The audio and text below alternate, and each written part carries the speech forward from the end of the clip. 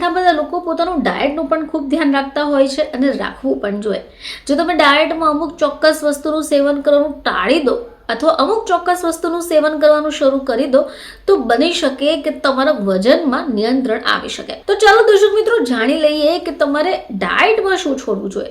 ઘણા બધા લોકો એવું વિચાર કરતા હોય છે કે ભાત ખાવાનું છોડી દઈએ કે જેનાથી તમારું વજન વધી ન જાય. તો દર્શક મિત્રો, રોટલી ખાવું કે ભાત ખાવું, રાત્રે જમવામાં શું ખાવું ફાયદાકારક હોઈ શકે?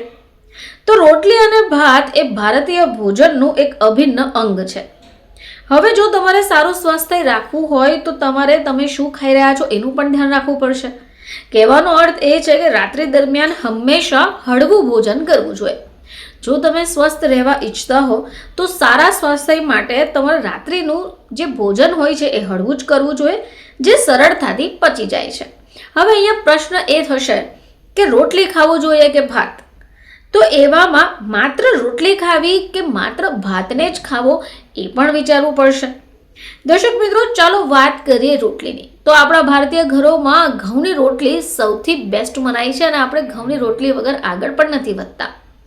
હવે રોટલીને પચાવવામાં પાચન તંત્રને સૌથી વધારે મહેનત નથી કરવી પડતી. કહેવાનો અર્થ એ છે કે જો તમે રોટલી ખાઈ રહ્યા છો રાત્રિ દરમિયાન તો તેને પચવામાં વધારે સમય નથી લાગતો. હવે આ સિવાય વાત કરીએ ભાતની, એટલે કે રાઈસ. તો આપણા ભારતીય ભાણામાં જો ભાત ન હોય તો એ ભાણું જ કઈ રીતે ગણાય? મિત્રો, ભાતની અંદર ફાઈબર અને પ્રોટીન ઓછા અને કેલરી વધારે હોય છે.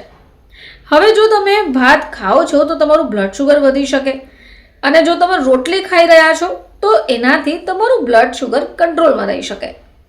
એટલે જો તમે વજન ઘટાડવાનું ઈચ્છી રહ્યા છો તો સૌથી સારો વિકલ્પ તરીકે રોટલીને આપણે કહી શકીએ. હવે વાત કરીએ કે રોટલી અને ભાતની કમ્પેરિઝનમાં એટલે કે તુલનામાં શું વધારે ખાવું જોઈએ.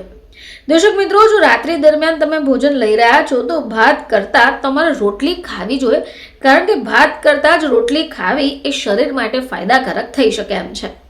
તો દર્શક મિત્રો, ઘણા બધા લોકો એવા હોય છે કે જેમને એવી ફરિયાદ રહે છે કે તેમને ખાવાનું નથી પચતું.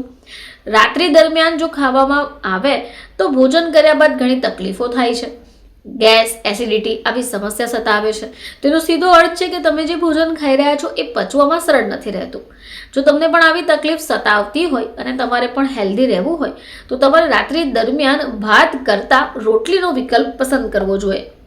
ફરીથી તમારી સમક્ષ હાજર થઈશું. ત્યાં સુધી જોતા રહેજો ખબર છે .com.